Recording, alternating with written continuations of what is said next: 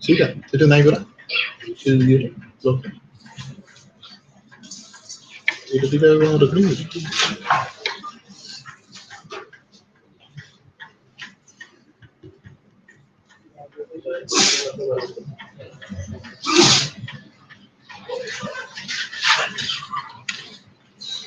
Laptop.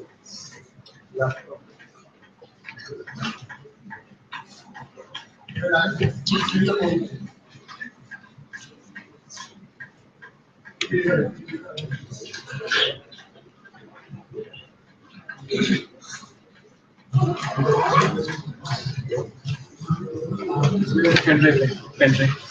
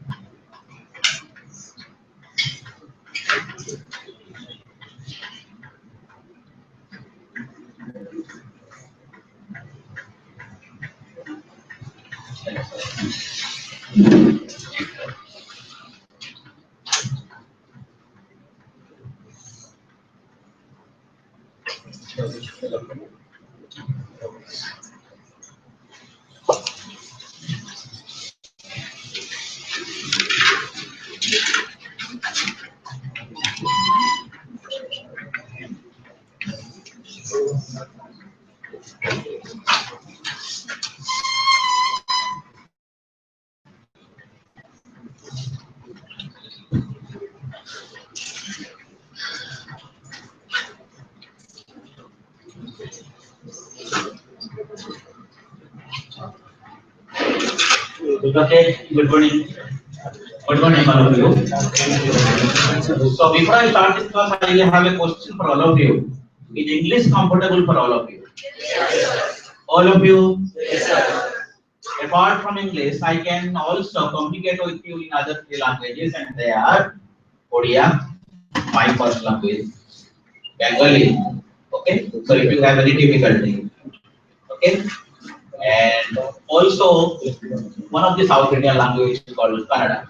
If some of the students are from South India, yes, you can ask me in that language too. So before I start this workshop, I have a question for all of you. My question is, my questions are following. My question is, what is yoga? Now, I ask you, is yoga a supernatural power? Yes. Yes or no? Yes. Okay, fine. Next, is yoga a black magic? No. No? No. Is yoga religion based? No. Then what is yoga? Then what is yoga? It is derived from the Sanskrit root word use. Use. Do you know means use? Use means yoga. Yoga means what? To unite. To unite. To merge. To have union. Between what? Spiritually, individual consciousness with the supreme consciousness. Means to connect with the supreme soul. That is not accepted. We are not spiritual. We are not philosophical. Accepted for all of us. Accepted definition for all of us is, it is the union between positive and negative. And question for all of you: why are we alive? What makes us live? You're breathing. I will not say food. I will not say breathing. I would say prana. That is the difference between a live body and a dead body. Live body has prana, whereas a dead body does not have prana. Am I clear to all of you? Yes. So positive energy is prana. Do you know what is a negative energy for all of us? And the speed of this negative energy is more than the velocity of the light. Do you know what is that? You are here, but yes, very good. Your mind, it is more than the speed of your mind, and that is a negative energy. If you start dodging off, then I would say my class is very boring. Okay, I will not take any lecture, and then start for core sweating. Okay, in heat also you would sweat. Okay. Okay. So now it is the union between positive and negative energy.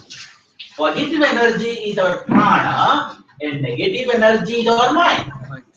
So it is the union between positive and negative energy. So one feeds you life, one feeds energy within your body, other one takes away the energy. Got it now? One feeds the energy within the body, other one takes away the energy. So the yoga is all about uniting the positive and negative energy. Am I clear to all of you? And according to yoga, mind is of two types: healthy mind and unhealthy mind. Got it? Healthy mind and unhealthy mind. A healthy mind can support a healthy mind can support a weak body, unhealthy body. But an unhealthy mind cannot support a weak body or a strong body or a healthy body. A unhealthy mind cannot support a weak body. So yoga is all about having a healthy mind. So what is the other definition? Other definition is it is the union between body and mind. So two definition of yoga is accepted to all of us, and they are the union between the positive and negative energy, and the other definition is it is the union between body and mind. Body will be within, the mind will be within the body. It will not be distracted. Man is to have a mind which is devoid of thoughts. Got it? Having a mind which is not distracted, or in your language, having a mind which is one-pointed, having a mind which is absolutely focused, having a mind which is always pointed to one. And that is what you need, isn't it? That is what you need. You need attention. You need memory. You need concentration. And how is that possible? How is that possible? I will not say only through practicing yoga. Okay? Only through practicing yoga. So in other definition is yoga is way of living. Yoga is an art of living. Do you know what is that art? It is a practice that will help you to bring correction in your achara, vichara and vyavahara. Got it? Yoga will help you to bring correction in your achara, vichara and vyavahara. That is yoga. Yoga is an art of living. How do you sleep? How do you walk? How do you sit? How do you stand? Everything is yoga. Everything is yoga. Some of you, eat very fast.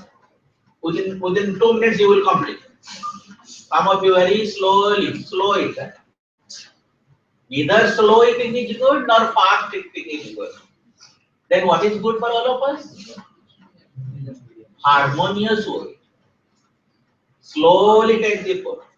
But if you eat your lunch by watching TV and you say that I took half an hour to eat my food, that is not the proper manner. That is not the proper way of eating. Consciously, you should feel each grain that you put into your mouth. Every food, every morsel of food that you eat, your talking, your communication, everything is, I would say, everything comes under art of living. And yoga is that. So now, yoga is to elevate ourselves from gross to divine instinct, from gross instinct to divine instinct. What is the gross instinct? Ahara? Yes. Ahara, Nidra, Bhaya, Maithuna. What is Ahara? Food. There is no difference between animal and the human being. Animal also eat. Nidra means sleep. Animal also sleep, we also sleep. There is no difference. Bhaya, animal have fear, you also have fear. There is no difference. Maithuna means they reproduce, we also reproduce. Got it? There is no difference. Then what is different? What is different? Yoga is a tool to elevate us from the crude consciousness to transcendental consciousness, so that we know what is right and what is wrong. We know who are we. We know what is the purpose of our life. Got it? So the idea behind yoga is, or the aim behind yoga is to elevate ourselves from the crude level to the transcendental. Am I clear to all of you? So now we'll say, how old is our yoga? So you would be very surprised to know yoga is our science. India has contributed. America has not contributed. UK has not contributed. Got it? So when yoga was being practiced by our Muni and Rishi, there is no America, there is no UK, there is no Japan, and there is no Switzerland and Germany. Got it? So if you look into the evidence, yoga was being practiced during the era of Indian epics like Mahabharata and Ramayana, during the era of Purana. And it is also noticed in pre-Vedic period, that is about 2700 BC. It is also considered as the most fertile and prominent period. Which period? The classical period. And the classical period is from 500 BC to 800 AD. That was found to be most fertile and productive period for yoga, for the development of yoga, for the origin of yoga. That was the era when our Muni and Rishis, they were thinking about the tools that we could practice for the longer duration and make our body healthy. Got it? The practice of yoga is believed to have started with the very dawn of our civilization. Okay? So now you can see these are some of the evidences that was found in not only in Indus Valley civilization, on the Saraswati River. Have you seen Saraswati River? You not find Saraswati River, right? So in good old days, there was a river called Saraswati River, and on the bank of the Saraswati River, people were practicing yoga, and these evidences say that yes, our ancestors, our munis and rishis, they have given the contribution of yoga to the society, to the world. Now, these are some evidences. You can see, have you heard what is Kriya? One of the evidences that this guy, this Muni, is practicing Uddal Kriya, vomiting, drinking water and vomiting out the water. Here says someone is sitting quietly and practicing a pranayama called Nadi Sadhana. Nadi Sadhana means we have nadi. They are the blood vessels, they are not the nerve fibers. They are the channels in our body that carry prana, and all of you know what is prana. No? So now we are going to, I think all of you would have heard about this text. I think all of you would have heard about a text called Patanjali Yoga Sutra. Some of you would have heard about a text called Bhagavad Gita. And some of you would have heard about a text where you would find the collection of the dialogue between the Lord Rama and his Guru, what is Guru? Vasishtha, and that is called Yoga Vasishtha. So let me tell you what was the definition of yoga in those three important and vital texts. So in Mahasi Patanjali says Yoga Chitta Priti Nirodha. Yoga is the process of inhibiting the modification of the mind. And what are the different modification of the mind? Dream is a modification of the mind. Memory is a modification of the mind. Wrong knowledge is a modification of the mind.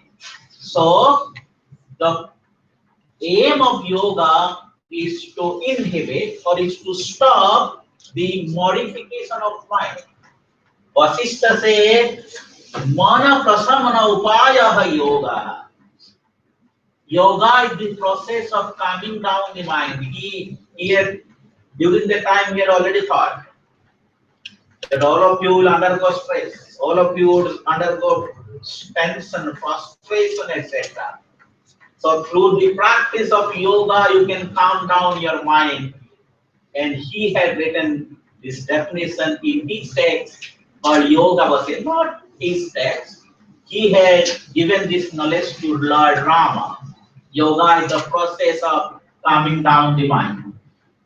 Then what about Bhagavad Gita? Bhagavad Gita, Arjuna says, Yoga karmasu kausala.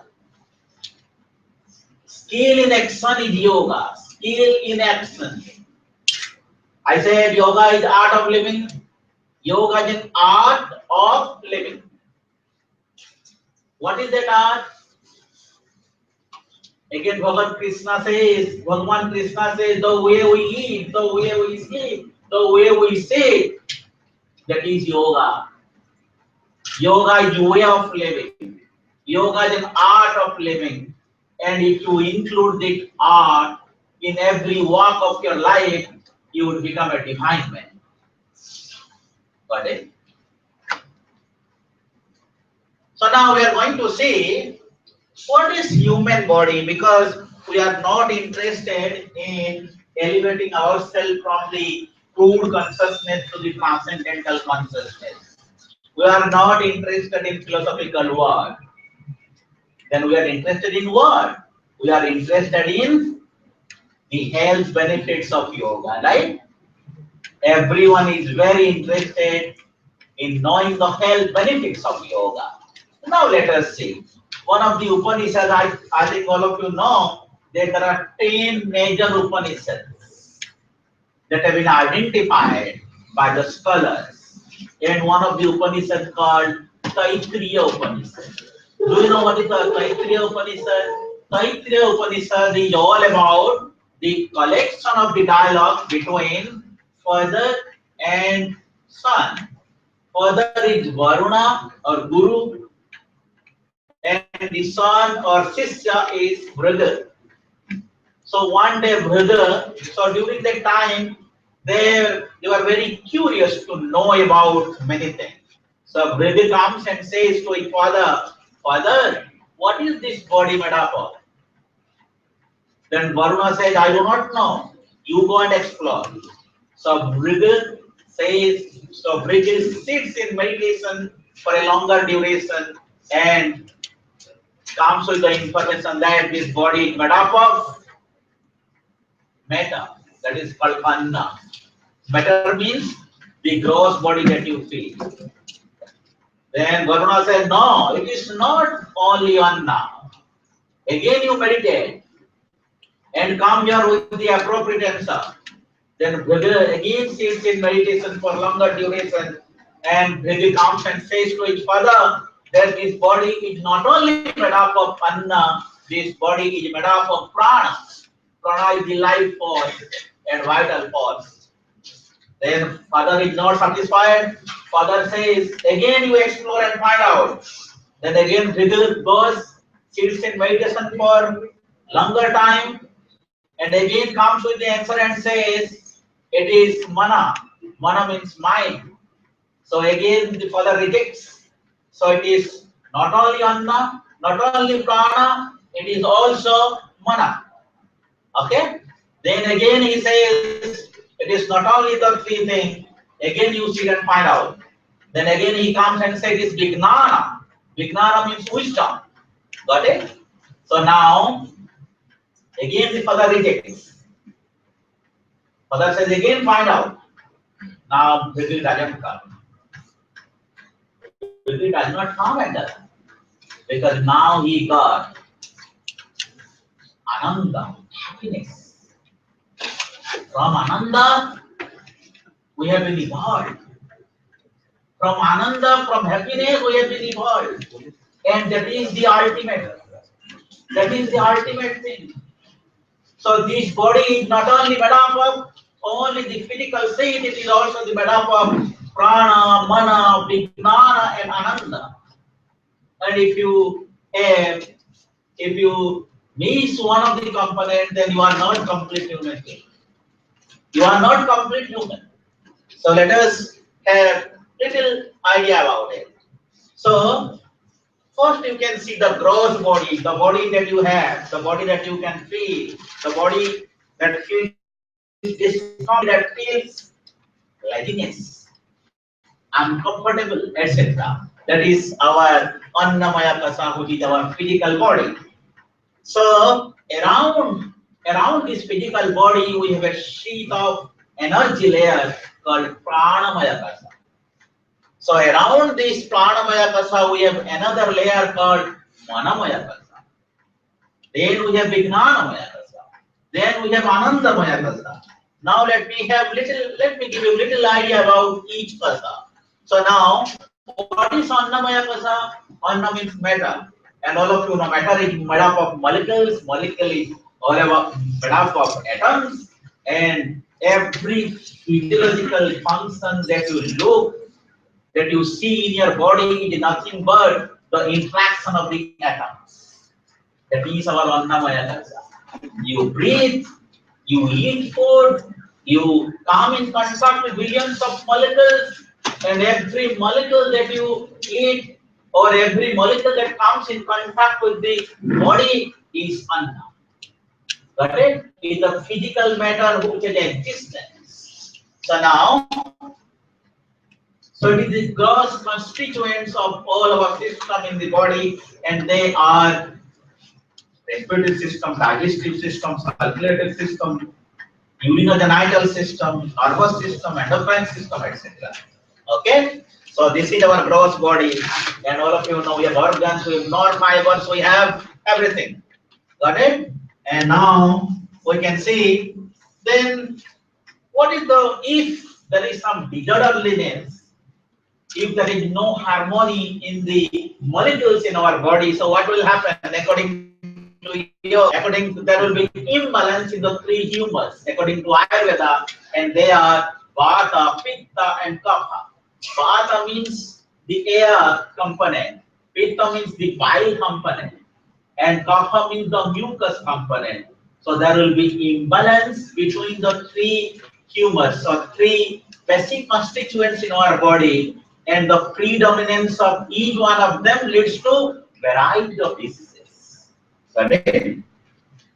So now, then, what solution do you have in yoga? Yes, the solution is Kaya Shuddhi. Kaya means what? Body. Shuddhi means what? Purification. How do you have this Kaya Shuddhi? Through the practice of asana, through the practice of Surya Namaskara, through the practice of Kriya, cleansing techniques. Okay? And diet regulation. Diet regulation means what? Do not eat kachara. Do not think that the body is like a dustbin. So eat balance, wholesome life. Put it pure, put it fresh. Never eat any fast food, junk food, stale food, pizza food. Got it now? Okay. So next is pranamaya. Prana means the life force or the vital force that differentiate between the live body and the dead body. And if you look into this kasa, we have the nadis. Nadis are not the blood vessels. Nadis are not the the nerve fibers. Nadis are not any physical entities. They are the channels that carry the prana from one part to the other part of the body, and they are made up of 5 different prana, and they are called udana. Udana means it regulates many physiological functions like vomiting, yawning, sneezing, coughing, etc. Then that is udana. Next is prana. Prana governs for expression. Apana governs for all downward function like urination, defecation, etc. Got it? And then what about Vyana? Vyana governs our circulation, immune system, nervous system, etc. And then we have Samana. Samana governs our digestion, assimilation, and absorption. So that is how they play major role in our body. This is our pranamaya kasa, and they are confined to the different area like udana, mukha, nasika, vyam udana means from here to here is udana. At the chest area we have prana. At the abdominal area we have samana. Okay, the abdomen, in the lower abdominal area we have apana, and the vyana revolves around spirally in our body. Then if there is some dysfunctioning in this, what are you going to experience? You are going to experience the following: Ujirnatvam, Vajirnatvam, and Avijirnatvam. When there is some imbalance in the prana, some of you may feel that I eat a lot. Some of you feel that yes, I am doing dieting. Dieting is also one of the balance of prana. You say, I cannot eat anything because if I eat little also, that will cause acidity for me. That will also cause gastritis for me. Got it now? So neither of the thing is healthy for us. Some of you eat a lot and can say, yes, my digestive power is very strong. I can eat anything and everything. That is because of the overflow of the prana to your digestive system. And our digestive system is like a mother. The way when mother is found to be sick in the family, all of you start starving. All of you will fast. Got it? So similarly, our digestive system is like a motherly-like organ, and it is well supplied with the prana. When there is overflow of the prana to the system, you will eat well. When there is little flow, you will start dieting. You will eat little. Okay? And when there is no flow, very less flow, negligible flow, that leads to acidity, that leads to hyperacidity, gastritis, etc. Even constipation too. Okay, then what do we have? Solution, what do we have? That is called prana suddhi, purification of the prana. How do you do it? We have the practices called breathing practices. We have the practices called sectional breathing practices. And we have a popular technique called pranayama. Pranayama are the set of techniques in yoga that can help you in bringing the correction at the level of prana. Now manamaya kasa. Manamaya means it is mainly the 4 instruments and called antakarana. Do you know what are they? These 4 antakarana are manas. Manas means the present state of your mind. Chitta means memory. Buddhi means intellect. Ahankara means values. It is not ego. Okay, moral values. So these are the four instruments or the basic constituent of the Manomaya Kasa. If there is some dysfunctioning in this is the Manomaya Kasa, and when there is some dysfunctioning of the Manomaya Kasa, there will be synthesis of likes and dislikes. You would say, I like this, I dislike this. I like, Chanapodo, I do not like jalebi. Okay? So I like non-veg, I do not like vegetables.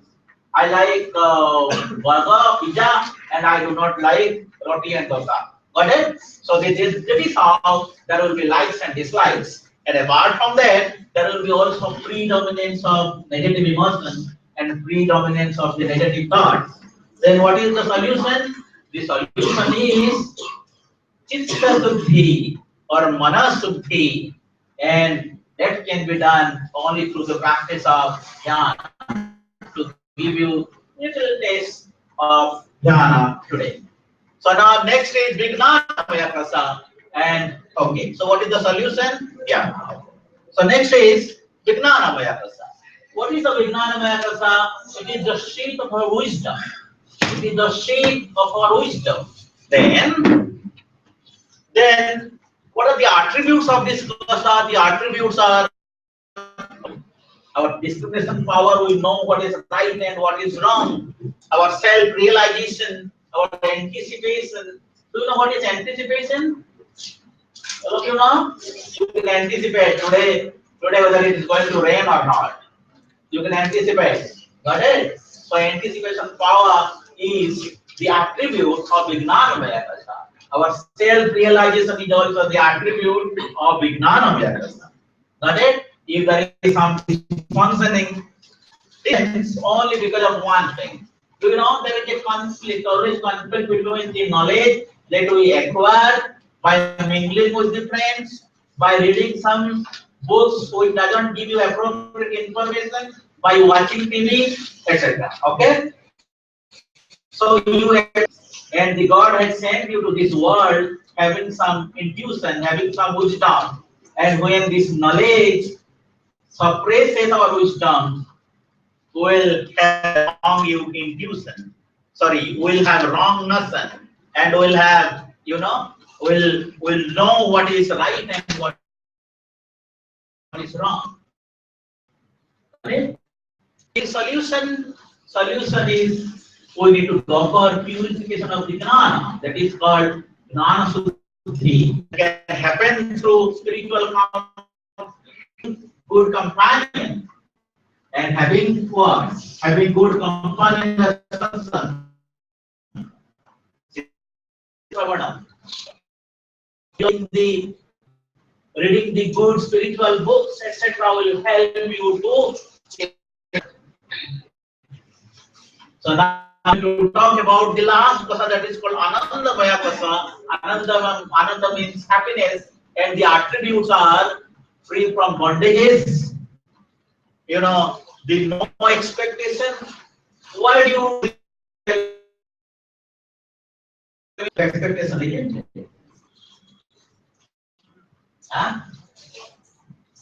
So never expectation, always give pain. So make your fundamentals all right. Give a good foundation. When you give a good foundation, you do not have to expect anything. The result will definitely come. Okay. So next is, I would say, this is Ananda.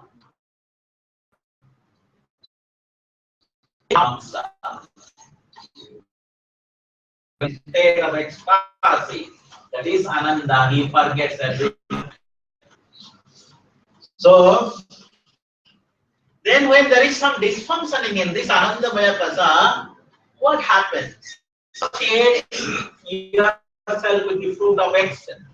And apart from that, becomes object specific, like a smartphone. So my mind in smartphone, I like a good Lenovo laptop. My happiness is confined in this laptop. So the moment this laptop becomes hurt, my happiness goes off. So do not try to world outside, rather try to find the happiness within you. So what is the solution? Solution is, I would say, sukha dukkha sukkhi, the purification of our sukha and dukkha and virya karma means one who keeps on what I before. God is happiness. You need to find out the happiness within yourself, not in the objects outside. So this is all about the introduction to yoga. Okay. So I made it a little shortcut. So it is a big lecture. So if you have any doubts, so we'll clarify later. Okay. So now we'll have the first set of practice, and that is Surya Namaskar. So now all of you, I find many of you are dodging out. Many of you are like this. Many of you. Ah, yes. You had gone to Pranam yesterday to put up fire. Huh? Oh, okay. So drink more water, huh? Okay. So dehydration may cause headache. So drink more water. Okay. So now we have the first set of practice, and that is called Surya Namaskar. That will help you a lot for Kaya Suddhi. Remember, for Kaya Suddhi, purification of the body. And now we have a wonderful teacher by name Mrs.